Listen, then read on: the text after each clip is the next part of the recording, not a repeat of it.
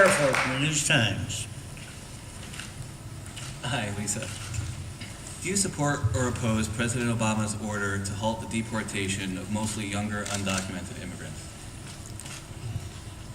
This executive order is short-sighted, and it puts a false hope for undocumented young people. We do need a plan for immigration. We certainly need to make sure that we protect our borders first. We need to make sure we make our borders secure, not only for our safety, but also for our economics. Our president decided at the last minute, because we are in election mode, to make this executive order. This is what people hate most about politics.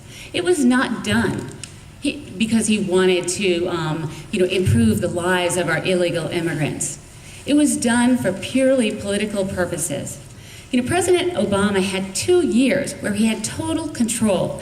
If he wanted to make changes in our immigration laws, he could have done it then. The thing about illegal immigration is that it is illegal. And as a parent of 3 teenage girls, I'm constantly trying to teach them what's right, what's not right, what's legal, what's not legal. We can't have our leaders in Washington making this very muddy for average people to understand that if it's illegal, it shouldn't be done. Thank you. Justin, your turn. Well, it's clear to me that Obama's activities, this executive order, is clearly political. This was not something that was done in a bipartisan way. It looks like he did not even consult with his own party.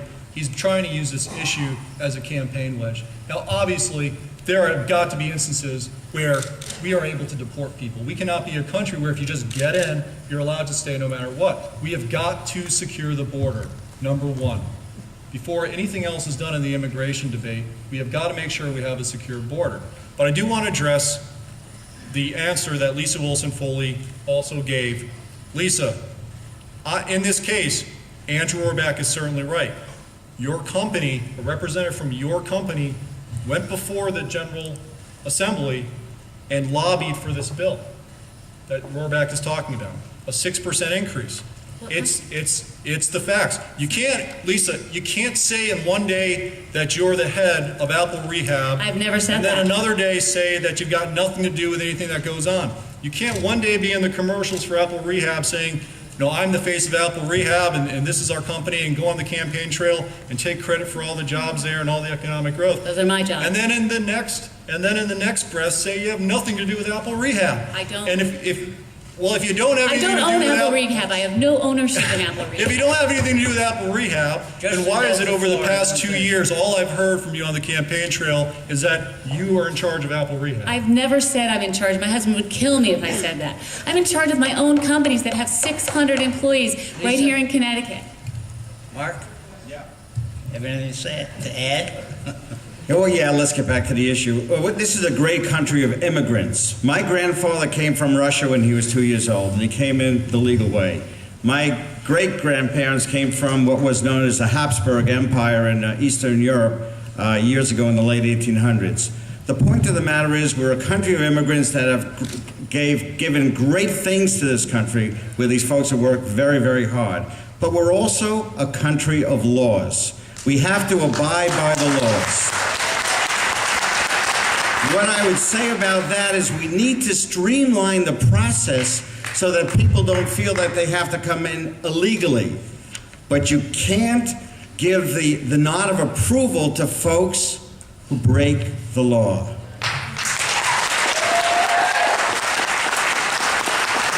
Andrew? Last year, the General Assembly was presented with a bill that would have provided in-state tuition to young people who had come to this country in violation of our law. And no one can suggest that individuals who were brought here when they were 2 years old or 3 years old are blameworthy. They were kids. But no one can convince me that it's fair or appropriate for a spot at UConn to be given to someone who is here in violation of the law rather than to a tax-paying, law-abiding citizen of this country. So I voted against that bill. And I think President Obama did an enormous disservice to our democracy by using his executive authority to usurp an area where Congress ought to be deeply involved in solving a problem our country has been facing for a long time. President Obama and Dan Malloy have a lot in common. They abuse their power through executive orders at the expense of the workings of our democracy, and we shouldn't tolerate it.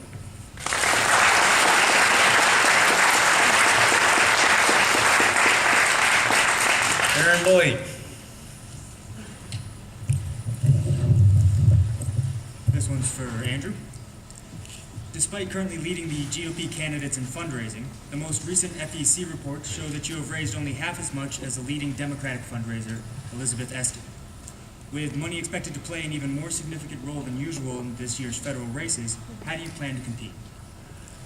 Thank you, Aaron. I plan to compete the way I've competed to date, which is by raising more money than any Republican candidate.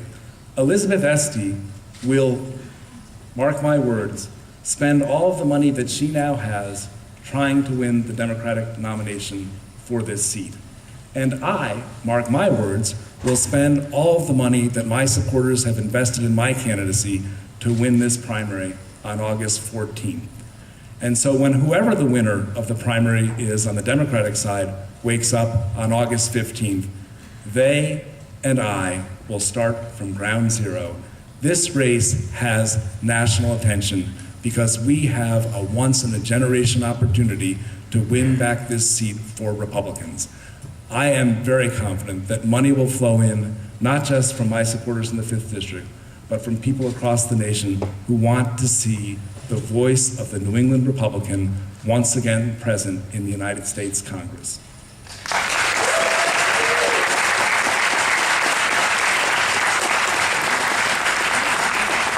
Lisa, your chance. You know, this will be the third time that we've endorsed a state senator for this office. And the past 2 times, we've lost. Sam Caligiuri, when he gave me advice, he said, Lisa, start raising money early and often. My biggest mistake was I spent all my money and I had $80,000 after I won the primary. It's not enough to go against the Democratic machine. So I put a plan together. I was going to raise as much money as I possibly could. And then I was going to match it dollar for dollar so that I knew that I could raise the means to really compete in this seat. And it's way more than any of us at this table have raised from individuals at this point. So yes, we are spending a lot of money in our campaign, not that much more than anyone else on this stage, and certainly less than the guy to my left. But I know that on August 15th, I will have plenty of resources to go very strongly against any of the Democratic candidates that they put up. Thank you.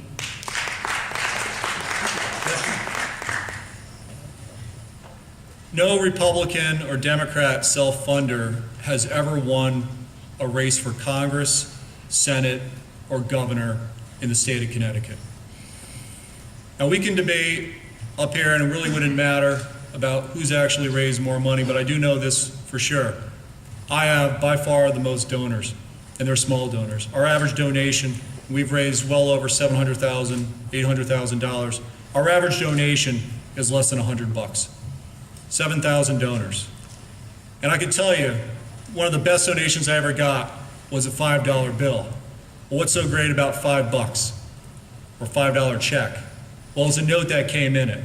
It said, Mr. Bernier, my husband has just been laid off. My hours have been cut back, but we felt we had to do something to help the situation that's developing in the country right now. And so we sent you this $5. I know it's not a lot, but I hope it helps. Those are our supporters, and those are the ones that are going to help us to victory this August 14th.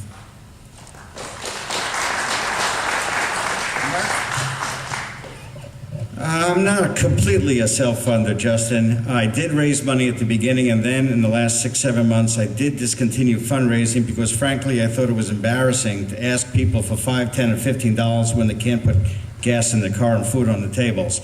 If I'm lucky enough to win the nomination, I will start fundraising again. But in any case, I have pledged that I will put in personal resources necessary to beat the Democrats.